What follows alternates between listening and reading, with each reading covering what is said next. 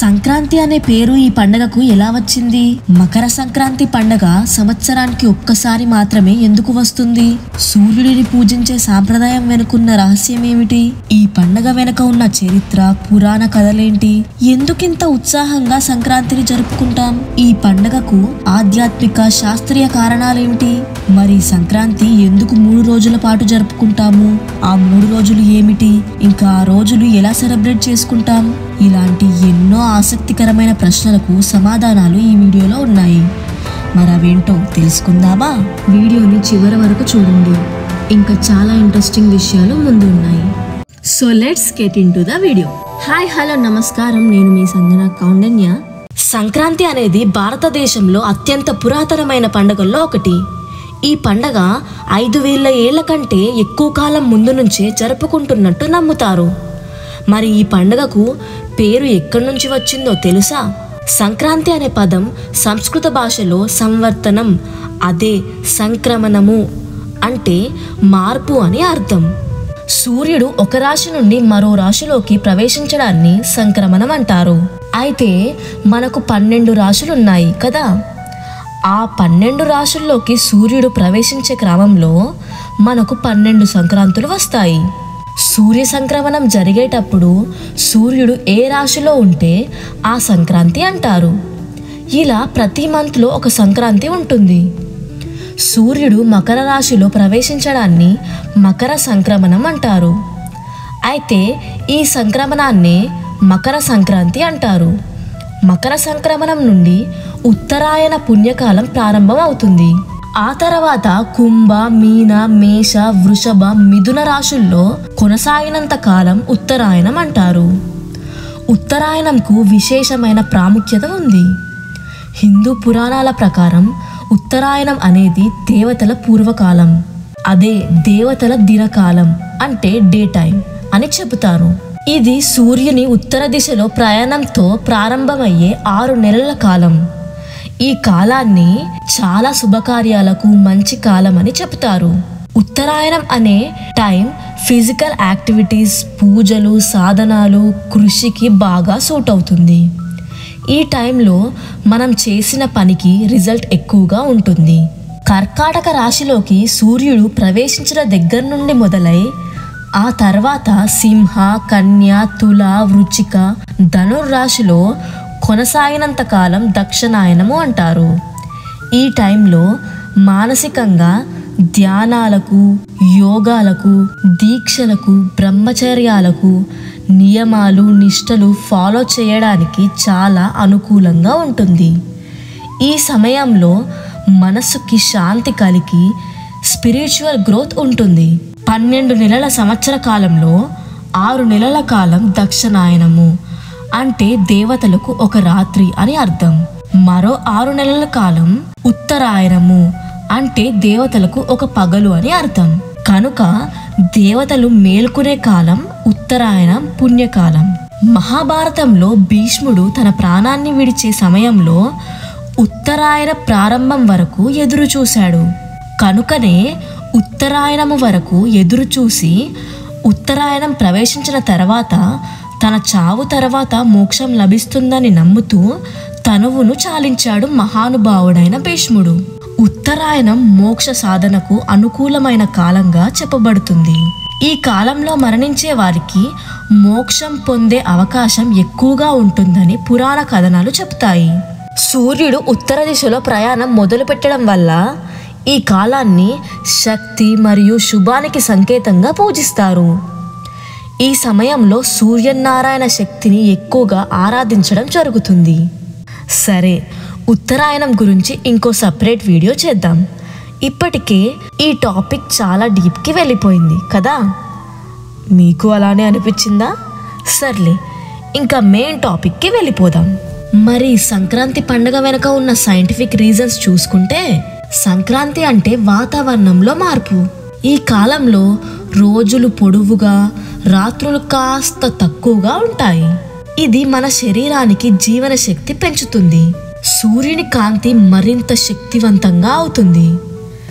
ఇది పునరుద్ధరణానికి, కొత్త శక్తికి ప్రతీక.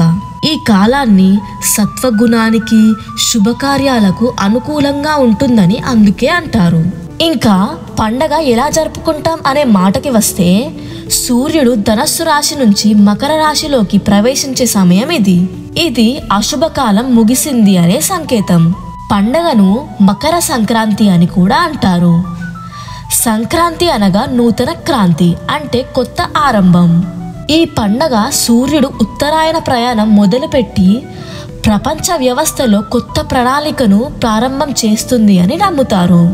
ఈ పండగ భారత సంస్కృతిలో అత్యంత ప్రాముఖ్యమైనది.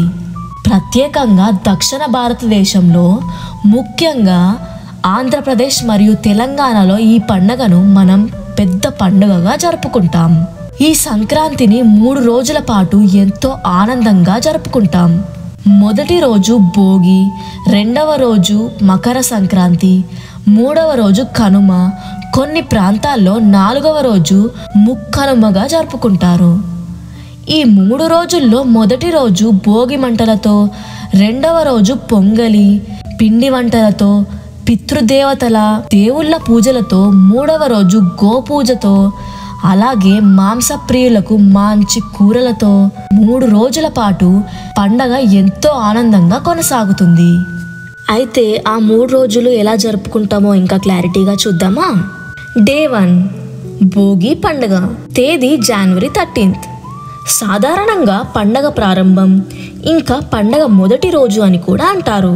మరి దీని ప్రాముఖ్యత ఏంటి అంటే, భోగి అనేది పాతదనాన్ని విడిచి కొత్తదనాన్ని ఆహ్వానించే రోజుగా భావిస్తారు. ఇది ఆధ్యాత్మిక, శాస్త్రీయ మరియు సాంప్రదాయంతో కూడిన పండుగ. మనం పాత ఆలోచనలు, బాధలు మరియు అవసరం లేని వస్తువులను విడిచేసి కొత్త ప్రారంభాలను స్వీకరించాలని ఈ పండుగ చెప్తుంది. ఈ రోజున తెల్లవారుజామున భోగి మంటలు వేస్తారు. శీతాకాలంలో పేర్కొన్న చెత్తను, ఇంకా పాత వస్తువులను, శ్రద్ధలేని వస్తువులను మంటల్లో వేసి దహనం చేస్తారు. దీనిని భోగి మంట అంటారు. ఇలా చేయడం వల్ల దురదృష్టాలు తొలగిపోతాయని, జీవితంలో కొత్తదనం వస్తుందని నమ్మకం. ఇంటిని క్లీన్ చేసి రంగురంగుల ముగ్గులు వేయడం, పాలు పొంగించడం చేస్తారు. కొత్త బట్టలు ధరించి కుటుంబంతో ఉత్సాహంగా సాయంత్రం బొమ్మల కొలువులు పెడతారు. చిన్నపిల్లలకు రేగు పండ్లు, పూలను తలపై పోస్తారు. ఇలా చేయడాన్ని భోగి పండ్లు పోయడం అని అంటారు. సైంటిఫిక్గా చూసుకుంటే ఈ కాలంలో చల్లని వాతావరణాన్ని తట్టుకోవడానికి ఈ మంట వేడి ఇస్తుందని ఇలా చేస్తారు. భోగి రోజున పిండి వంటలు, చిన్నపప్పు గారెలు, పాల పొంగలి వంటి ప్రత్యేక వంటకాలు తినడం ఆనవాయితీ. ఇది రైతులకు పంట చేతికి వచ్చే సమయం కాబట్టి తమను భోగభాగ్యాలతో ఎప్పటికీ ఇలాగే సంతోషంగా ఉంచమని కోరుకుంటూ ధాన్యం, పాలు కలిపి వండిన పొంగలిని నైవేద్యంతో దేవుళ్ళని పూజిస్తారు. డే 2 సంక్రాంతి పండగ. తేదీ జనవరి 14th. మరి దీని ప్రాముఖ్యత ఏంటో చూద్దామా?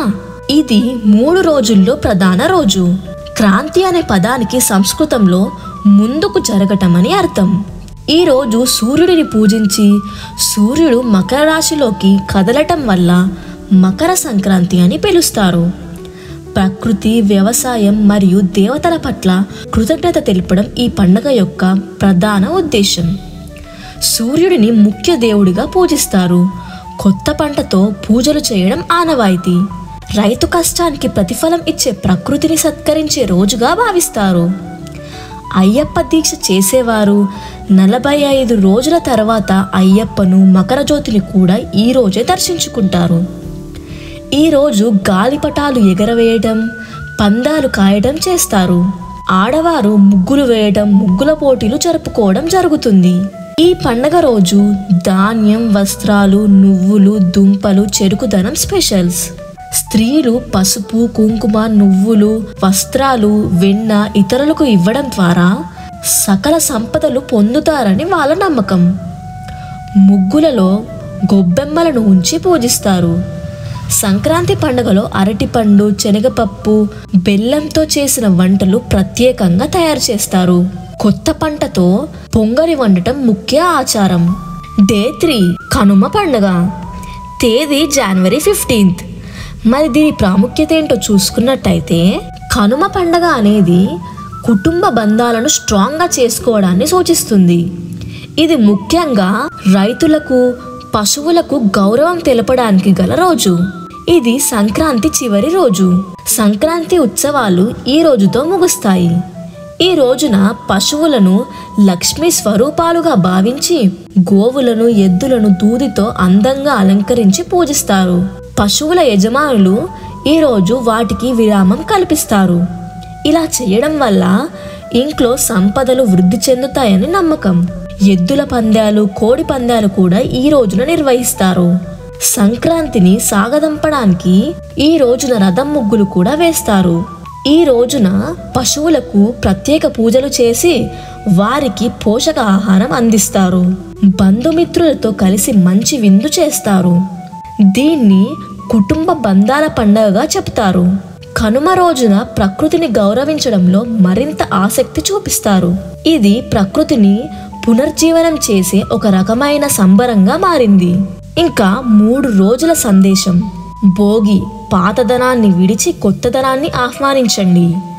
సంక్రాంతి, ప్రకృతిని గౌరవించండి, పంటల ప్రత్యేకతను ఆనందించండి. కనుమ, కుటుంబ బంధాలను మరింత బలపరుచుకోండి. ఈ 3 రోజుల పండగ మన కల్చర్, నేచర్ ఇంకా ఫ్యామిలీ వాల్యూస్ని కలిపి మన జీవితానికి కొత్త శక్తిని, ఆనందాన్ని తెస్తుంది. ఇంకా పురాణాల ప్రకారం చూసుకుంటే మకర సంక్రాంతికి సంబంధించిన కథ గంగా ఆగమనం. మకర సంక్రాంతి రోజునే భాగీరథుడు ఆకాశగంగను భూమిపైకి తీసుకొచ్చాడని, ఈ రోజు గంగా నది భూమిపైకి వచ్చిందని నమ్ముతారు. కాబట్టి ఈ రోజు గంగా నదిలో స్నానం చేస్తే పుణ్య ఫలాలను పొందుతారని అంటారు. తన పూర్వీకులకు తర్పణం సమర్పించేందుకు గంగను భూమిపైకి ఆహ్వానిస్తాడు భగీరథుడు. అది గంగాదేవి అంగీకరించి మకర సంక్రాంతి రోజున పృథ్వీపైకి వస్తుంది. గంగాసాగర్లో ఈ రోజు ప్రత్యేక ఉత్సవం జరుగుతుంది. గంగాదేవి ఆరాధన భక్తి, శక్తి మరియు శాంతిని ప్రసాదిస్తుందని నమ్ముతారు. ఇంకా హెల్త్ బెనిఫిట్స్ చూసుకుంటే సంక్రాంతి సమయంలో తిన్న బెల్లం, శనగపప్పు లడ్డు ఆరోగ్యానికి చాలా మంచివి. వీటిలో ఐరన్ మరియు ప్రోటీన్స్ ఎక్కువగా ఉంటాయి. పండుగలో ముగ్గుల్లో వాడే ముగ్గు పొడి వాతావరణాన్ని శుభ్రం చేస్తుంది. పశువుల ప్రాముఖ్యత చూసుకుంటే సంక్రాంతి పండుగలో పశువులకు ఒక ప్రత్యేకమైన స్థానం ఉంది. భారతీయ రైతు జీవన విధానంలో పశువులు అత్యంత ముఖ్యమైనవి. అవి కేవలం పంటలను పండించడంలో సహాయం చేయడమే కాదు, మనం ప్రకృతితో కలిసిపోయే విధానానికి గుర్తుగా కూడా నిలుస్తాయి. గోవును గోమాతగా పూజించడం వెనుక డీప్ స్పిరిచువల్ మీనింగ్ ఉంది. గోవు మనకు పాలు, పెరుగు, వెన్న వంటి న్యూట్రిషియస్ ఆహార పదార్థాలు ఇస్తుంది.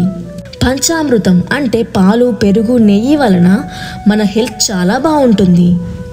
సంక్రాంతి రోజు గోవులను అలంకరించడం, వాటిని పూజించడం మన సంప్రదాయాల్లో ఉంది. ఇది పశువుల పట్ల కృతజ్ఞతను తెలియజేసే విధానం. రైతులకు పశువులు వ్యవసాయం చేసేటప్పుడు హెల్ప్ చేస్తాయి. ఈ పండగ సమయంలో రైతులు తమ పశువులను విశ్రాంతి తీసుకునేలా చూసి మంచి ఆహారం, నీటిని అందిస్తూ వాటికి కృతజ్ఞతలు తెలియజేస్తారు. ఇప్పుడు ఈ పండగ ప్రకృతి సంరక్షణకు ఎలా హెల్ప్ అవుతుందో చూద్దాం. ఈ పండగ ప్రకృతితో మన సంబంధాన్ని గుర్తు చేస్తుంది. కొత్త పంటతో దేవుడిని పూజించడం ద్వారా సాంప్రదాయాన్ని గౌరవిస్తాం. పంట చేతికి వచ్చిన సందర్భాన రైతు పండగ అని కూడా అంటారు.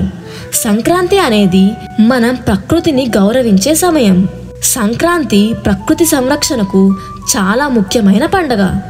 మన పూర్వీకులు ప్రకృతిని పూజిస్తూ దాని ప్రాముఖ్యతను అందరికీ తెలిసేలా చేశారు. సంక్రాంతి సమయానికి కొత్త పంటలు పండి మళ్ళీ కొత్త పంటకు ల్యాండ్ కల్టివేషన్ చేయడానికి సిద్ధంగా ఉంటుంది. సంక్రాంతి రోజు గుమ్మడి పండు లేదా కొబ్బరికాయలతో హరిత పూజ చేస్తారు. భోగి రోజు పాత వస్తువులను దహనం చేస్తూ ప్రకృతిలోని చెత్తను తొలగిస్తారు. దీనివల్ల వాతావరణం శుభ్రంగా మారుతుంది. సంక్రాంతి రోజున మనం ముగ్గులో నవధాన్యాలు అంటే 9 రకాల ధాన్యాలు చల్లడం ఆనవాయితీగా వస్తుంది. ఈ పని వల్ల పావురాలకు, పక్షులకు, ప్రకృతి జీవాలకు వాటి సంరక్షణకు ఒక సూచిక. అంటే ఆ ధాన్యాలు పక్షులకు, కొన్ని జీవాలకు ఆహారంగా ఉంటాయి. సంక్రాంతి ముగ్గులు చాలా ఆహ్లాదకరమైన వాతావరణాన్ని కలిగిస్తాయి. ఈ ముగ్గుల వల్ల చిన్న చిన్న జీవులు నేలపై రక్షించబడతాయి.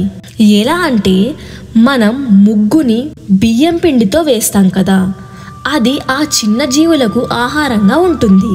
ప్రకృతిని అందంగా ఉంచడానికి అవసరమవుతుంది. సంక్రాంతి వేళ ఉసిరి చెట్టును పూజించడం కూడా ప్రకృతి సంరక్షణకు ఒక మంచి ఆచారం. ఉసిరి చెట్టు వాతావరణానికి మంచి ఆక్సిజన్ అందించి మన ఆరోగ్యాన్ని కాపాడుతుంది. ప్రకృతి మరియు పశువుల సంరక్షణపై సందేశం. సంక్రాంతి పండగ ప్రకృతి, పశువులు, మనిషి జీవానికి చేసే సేవలను గుర్తు చేస్తుంది.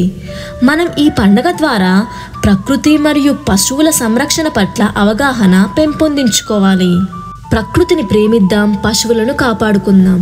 ఇవి మన భవిష్యత్తుకి మూల స్తంభాలు. Let's love nature and protect animals. They are the pillars of our future. Sankranti పండుగ మనకు నేచర్, స్పిరిచువాలిటీ అండ్ సైన్స్తో కలిపిన మంచి లెసన్స్ నేర్పుతుంది. మన పండుగలు కేవలం హ్యాపీనెస్కే కాదు, హెల్త్కి, మన లైఫ్కి, నేచర్తో కలిసిపోవడానికి కూడా యూజ్ అవుతుంది. మరి మీరు ఈ సంక్రాంతి పండుగను ఎలా జరుపుకుంటారు? అలాగే పండుగలో మీ హ్యాపీ మూమెంట్స్ ఏంటో కామెంట్స్లో పంచుకోవడం మర్చిపోకండి. నా వీడియో మీకు నచ్చిందా? అయితే మీ ఫ్రెండ్స్ అండ్ ఫ్యామిలీ మెంబర్స్తో షేర్ చేయండి. మీ అందరికీ సంక్రాంతి శుభాకాంక్షలు. ఈ వీడియోలో ఉన్న డిజిటల్ ఆర్ట్స్ అన్నీ నేను చేసినవే. ఎలా ఉన్నాయో కమెంట్ చేయండి. Thank you. ఇంకా మంచి కంటెంట్తో మళ్ళీ కలుద్దాం.